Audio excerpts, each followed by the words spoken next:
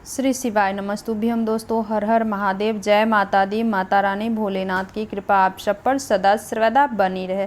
आपके अपने चैनल रवीश रचना में आपका स्वागत है। तो आज हम बात कर लेते हैं सदा सुहागन रहने के उपाय। तो सदा सुहागन रहने के लिए सारी महिलाएं चाहती हैं। सब महिलाएं की शादी जब होती है तो तब वह यही सोचती है कि वह हमेशा सदा सुहागन रहे, और अगर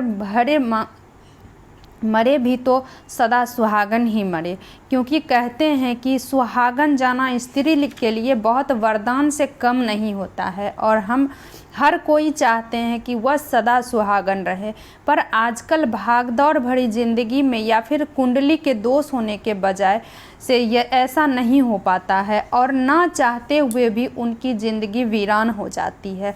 तो आज हम आपको बताएंगे कि अगर आप सदा सुहागन रहना चाहती हैं तो कौन से उपाय कर सकती हैं, क्योंकि स्त्री जब सदा सुहागन रहने के लिए पूजा पाठ करती हैं तो देवी देवता उसकी बात को इनकार नहीं कर पाते हैं और वही उसकी इच्छा पूरी कर देते हैं। क्योंकि बहुत सारे ऐसे उपाय हैं जिन्हें करने से आप हमेशा सदा सुहागन रह सकती हैं, क्योंकि पुराने समय में बहुत सारी महिलाएं ऐसे उपाय किया करती थी जिससे वह हमेशा सुहागन बनी रहे।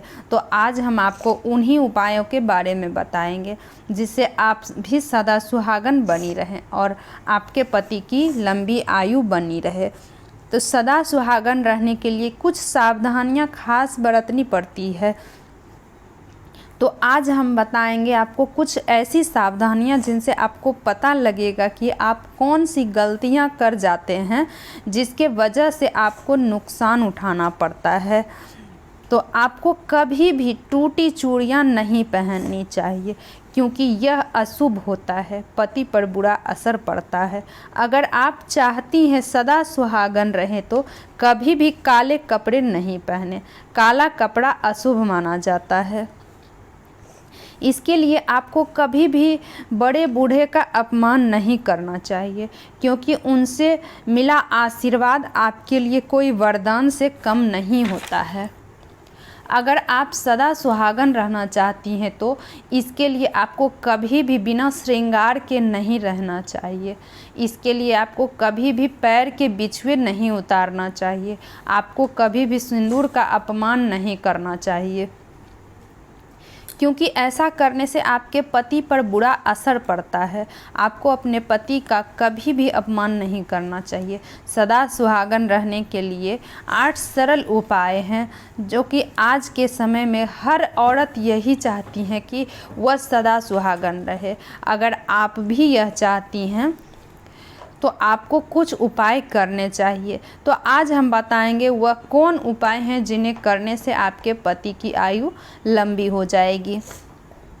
तो पहला है, यदि आप चाहती हैं कि आप हमेशा सुहागन रहें तो आपको अपने पति के लिए व्रत रखने चाहिए, क्योंकि बहुत सारे ऐसे व्रत हैं जिन्हें रखने से पति की आयु लंबी हो जाती है, जैसे करवा चौथ, तीज, गौरी शंकर और भी बहुत ऐसे व्रत हैं जिसको आपको इन व्रतों को पूरे भक्ति भाव से रखना चाहिए और देवी देवताओं से अपने पति की लंबी आयु की कामना करनी चाहिए।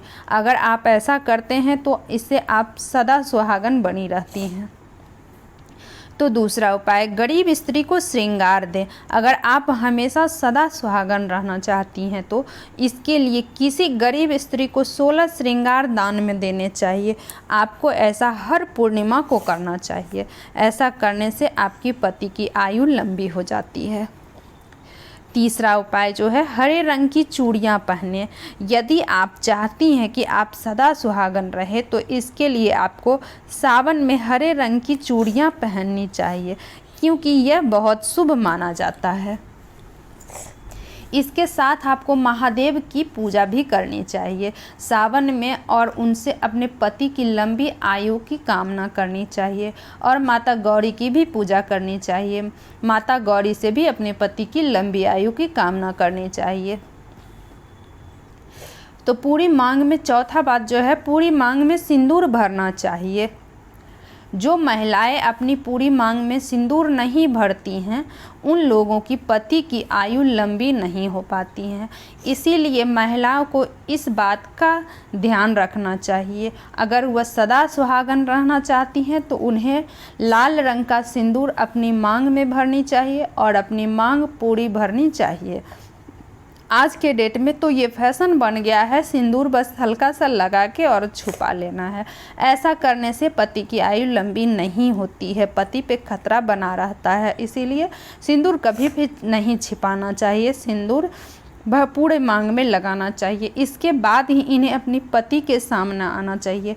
मांग भरने के बाद ही पति के सामने आना चाहिए, बिना मांग भरे पति के सामने नहीं आना चाहिए।